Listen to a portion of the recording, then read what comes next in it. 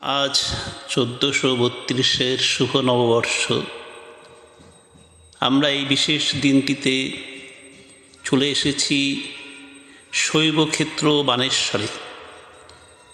এই বানেশ্বর অনেক ইতিহাস সমন্বিত। বানেশ্বর শৈবক্ষেত্র নামেই বিখ্যাত।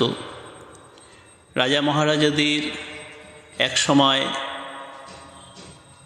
সাধন ভজনের স্থান ছিল এই বানেশ্বর। রাজাদের আমলেই এই মন্দির নির্মিত হয়েছে।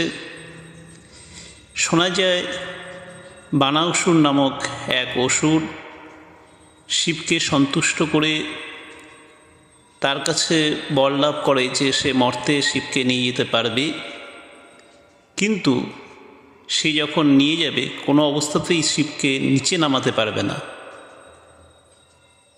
তা বানাসুর শিবের এই চুক্তিতে চুক্তিবদ্ধ হয় এবং সে শিবকে মাথায় নিয়ে লিঙ্গরূপে সেই শিবকে নিয়ে সে এই মর্তে চলে আসে বানেশ্বর নামক এই স্থানে।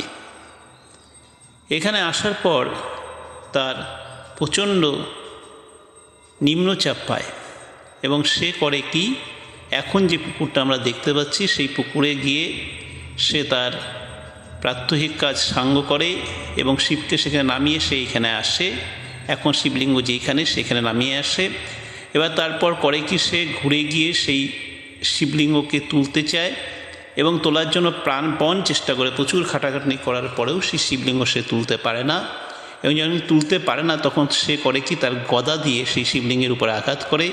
এখনও আমরা যারা এই শিবলিঙ্গ দর্শন করছি বা দেখতে যাচ্ছি, সেই বা তাকে স্পর্শ করছি, তখন দেখতে পারবো যে সেই শিবলিঙ্গের উপরে এখনও একটা ফাটল আছে। যদিও মন্দিরের পুরোহিত বা এখানকার লোকরা বলে এটা হচ্ছে অর্ধনারীশ্বর, এটি চিহ্ন আর কি, অর্ধেক শিব এবং অর্ধেক পার্বতী। যাই হোক, এই হচ্ছে বানেশ্বরের ইতিহাস। তারপর থেকে এখানকার এই জায়গাটার নাম হয় বানেশ্বর। এইরকম অনেক ভিডিও আপনারা দেখতে পারবেন আমার এই চ্যানেলে। আমার এই চ্যানেলটিকে লাইক, শেয়ার, কমেন্ট, সাবস্ক্রাইব করুন এবং আমার ফেসবুক পেজটিকে ফলো করুন। হর হর মহাদেব।